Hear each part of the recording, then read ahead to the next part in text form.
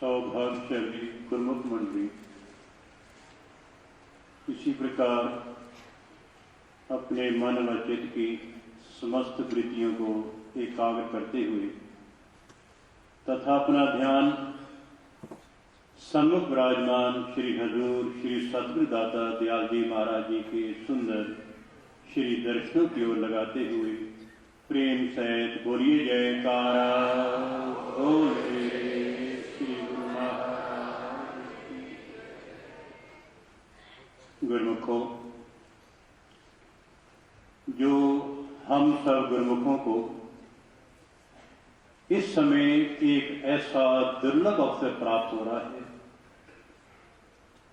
जिस अवसर को प्राप्त करने के लिए इस महाप्रभु की अपार छवि की एक झलक प्राप्त करने के लिए ऋषि मुनि योगी तपस्वी न जाने कितनी साधना करते हैं, पुरुषार्थ करते हैं, ऐसे दुर्लभ समय को प्राप्त करने के लिए ललायत रहते हैं। अपने प्रीतम के श्री चरण कमलों की सुखद एवं श्री सुखद छत्र छाया के अंदर बैठ करके ऐसा सुंदर दर्शन दीदार ये हर एक इंसान को प्राप्त नहीं होता। ये हमारे बहुत ही ऊंचे भाग हैं। ये दुर्लभ समय जीव को तभी मिलता है जब महापुरुषों की सेवक पर अपार दया उतरती है।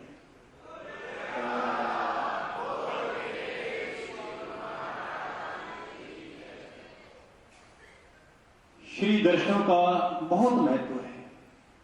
एक बार शिवजी महाराज जी अपने सिंहासन पर विराजमान थे। पार्वती जी ने शिवजी महाराज के चरणों में विनय की, भगवान, संसार के अंदर अगर किसी इंसान को कोई लाभ मिल जाता है, किसी को धन मिल जाता है, किसी को दुनिया के पदार्थ मिल जाते हैं, किसी को इज्जत मिल जाती है, तो वो खुशी से फूलानी सुनाता है।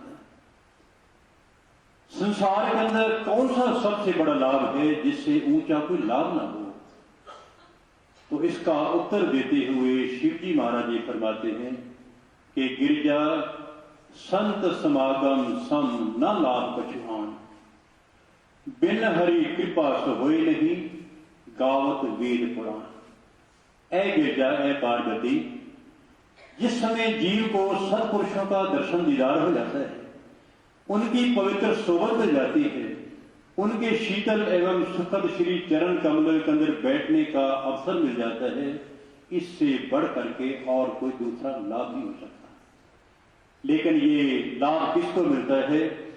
दूसरी पंक्ति के अंदर शिवजी महाराज जी ने फरमाया कि बिन हरि कृपा सो होए नहीं गावत वेद पुराण। ऐसा दुर्लभ संयोग किसको मिलता है? जिस पर सत्पुरुषों की अपार दया उतरती है, रहमत उतरती है।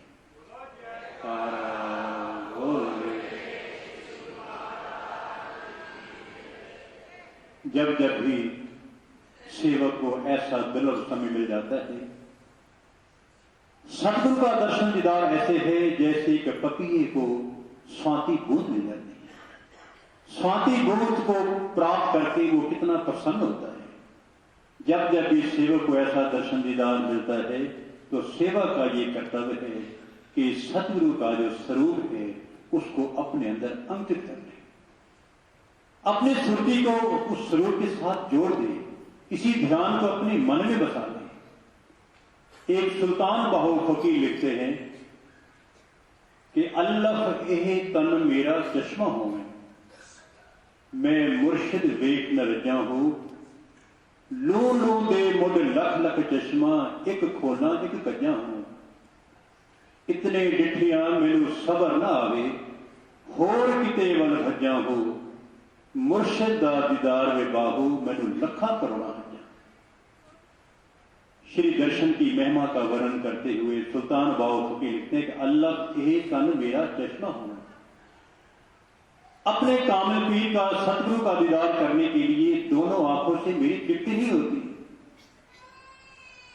इस तन के ऊपर मेरी आंखें आंखें हो जाएं, और कितनी आंखें, लो लो दे मुड लख लख चश्मा, एक एक रोम के ऊपर अपने सतगुरु का दर्शन दीदार करने के लिए लाख लाख आंखें हो जाएं। इतने डिठियां मैनू सबर ना आवे, इतना कुछ होने के बावजूद भी मेरे मन की तृप्ति नहीं होती। होर किते वल भजा हो, अंतिम पंक्ति के अंदर फरमाते कि मुर्शिद दा दीदार वे बाहू मैनू लखा करोड़ा हंजा। जिस समय मुझे अपने सतगुरु का दर्शन दीदार हो जाता है, 1 करोड़ लाखों करोड़ों मेरी हजी हो जाती है। इतना बड़ा दर्शन का प्रताप है। एक बार सुखदेव मुनि थे। सुखदेव मुनि किसी कारणवश उनको संसार से विराग हो गया, जंगल में तपस्या करने के लिए चल पड़े। उस समय जीवों की हजारों साल आयु होती थी, हजारों साल तपस्या की, लेकिन ऐसा दुर्लभ संयोग प्राप्त नहीं हुआ जो हम सब गुरुमुखों को प्राप्त थे। वन से वापस आए, अपने पिताश्री मुनि वेदव्यास जी के पास पहुंचे, विनय की कि पिताश्री मैंने जंगल में जाकर के बहुत तपस्या की है, कठिन साधना की है, लेकिन मन को शांति नहीं मिली।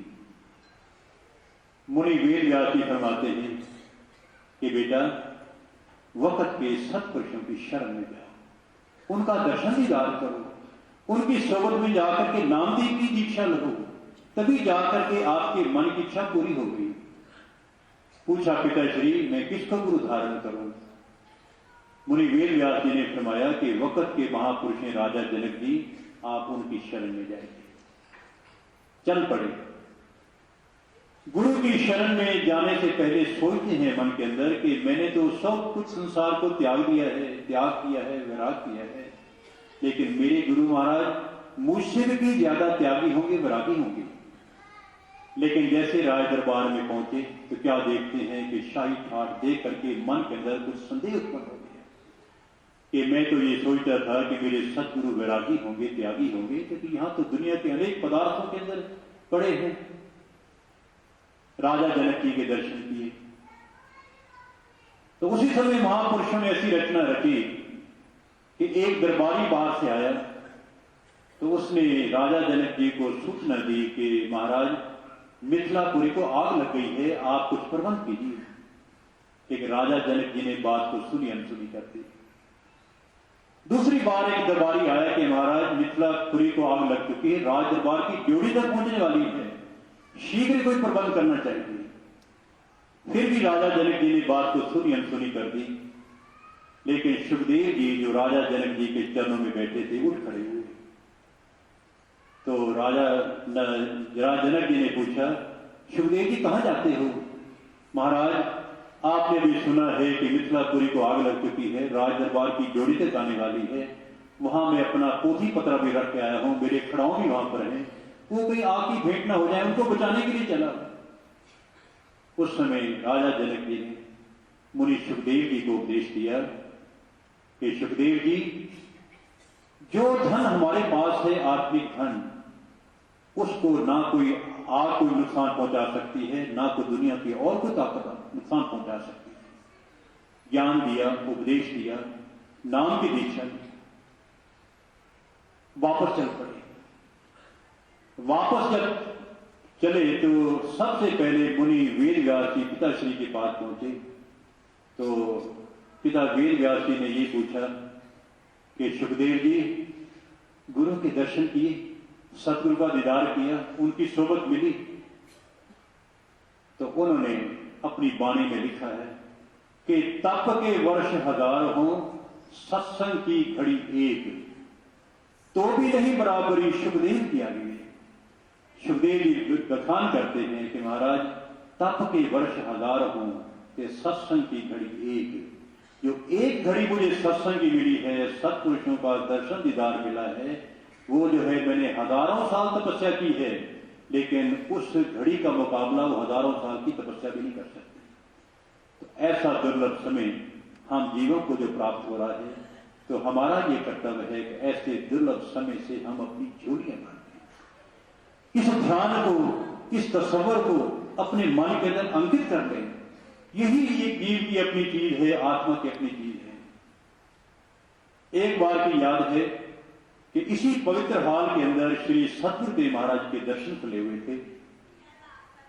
कुछ समय पहले की बात है जिस समय इसी हाल के अंदर सबको मालूम हुआ कि हर इतवार को श्री सतगुरु देव महाराज जी अपने सिंहासन में विराजमान करके सभी प्रेमी जन बैठ करके लंगर ग्रहण करते थे। तो सभी प्रेमी जन लंगर ग्रहण कर रहे थे। एक भगत जी पूना से आए थे, वो आर्मी थे, कर्नल थे, मेहता जी उनका नाम था। तो मैंने बात में उनसे पूछा लंगर ग्रहण करते हुए कि मेहता जी आपने गुरु महाराज के दर्शन किए? दर्शन किए। तो मैंने उनसे एक प्रश्न कर दिया कि मेहता जी आप ये बताओ कि दुनिया के अंदर बड़े बड़े इंसान हैं, ओहदेदार हैं, दुनिया के पदार्थ हैं, आप ये बताओ कि इस दुनिया में सबसे बड़ा आदमी कौन है? तो ये उस समय की बात है जिस समय अमेरिका का राष्ट्रपति मिस्टर रीगन होते थे। उसने सही सवाल में जवाब दे दिया कि अमेरिका का जो राष्ट्रपति रीगन है वो सबसे बड़ा आदमी है दुनिया का।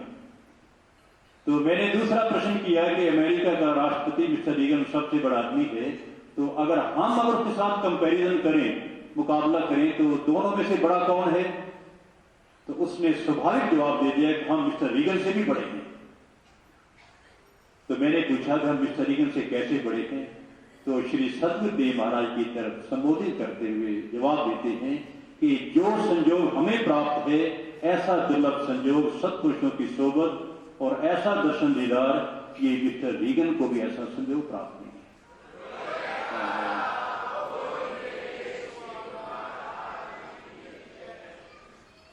तो हमें सबसे बड़ा गर्व यही है। संसार के अंदर कोई ये कहता है कि मैं बहुत बड़ा आदमी हूं, क्यों? मेरे पास दुनिया के सबसे बड़े बड़े पदार्थ हैं, दुनिया के पदार्थ मेरे पास हैं, महल हैं, कोठियां हैं। कोई कहता है कि मेरे पास इज्जत है, मान है, ओहदा है। लेकिन सतगुरु को कौन सा मान, सतगुरु के सेवक को कौन सा मान है कि मेरे सिर के ऊपर समर्थ सतगुरु का हाथ है। इससे बढ़ करके और कोई मान नहीं हो सकता। जिसके सिर ऊपर तो स्वामी सो दुख कैसा पाए। जिसके सिर के ऊपर सतगुरु का हाथ है, उनकी चरण शरण को प्राप्त है, वो संसार में उसको कोई भी दुख नहीं व्याप सकता, ना इस लोक में ना परलोक में, हमेशा हमेशा के लिए सुखी रहता है। उससे धर्मराज भी लेखा नहीं मांग सकता। धर्मराज की दरगाह से भी गुजर जाएगा तो धर्मराज का यह अधिकार नहीं है कि क्योंकि सतगुरु का जो सच्चा सेवक है उससे धर्मराज को कोई अधिकार नहीं से जाकर के लेखा मांगे। बल्कि सच्चा सेवक अगर धर्मराज की दरगाह से गुजर भी जाएगा तो धर्मराज उठकर इसको नमस्कार करेगा कि ये गुरु महाराज का सेवक।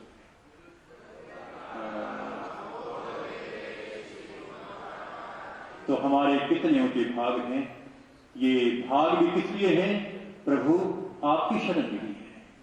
हम किसी काम के नहीं थे, लिखा है कि किसी काम के थे नहीं ते कोई ना छूता छाए, सतगुरु की कृपा भई ते पूजन लागे। हम किसी भी काम के नहीं थे, सतगुरु आपकी शरण मिली है। आपने अपने शीतल एवं सुखद चरण कमलों के अंदर बैठा करके हमारी कीमत डाल दी है। हम तो जीरो थे, आपकी शरण मिल गई तो हमारा इतना बड़ा ओहदा हो गया। ये आपकी कृपा की परिणाम है। तो ये ऐसा जो दुर्लभ संयोग हमें प्राप्त है, तो हमारा ये कर्तव्य है कि अपनी जो है अपनी सुरति को सतगुरु के चरणों के साथ जोड़ दें, उनकी आज्ञा के साथ जोड़ दें, और हर समय जो है ऐसा दुर्लभ जो जब भी समय मिलता है श्री दर्शन का, ऐसे तसव्वुर को, ध्यान को अपने अंदर अंकित करते जाएं। यही आत्मा की अपनी खुराक है। और भक्ति के जो सरल साधन है, 5 सरल नियम, उन पर हम बराबर अमल करें। दोनों समय की श्री आरती, पूजा, सत्संग, सेवा, दर्शन, ध्यान, इन 5 नियम पर अमल करते हुए अपना कल्याण करें और सत्पुरुषों की प्रसन्नता प्राप्त करें। बोलो जयकारा।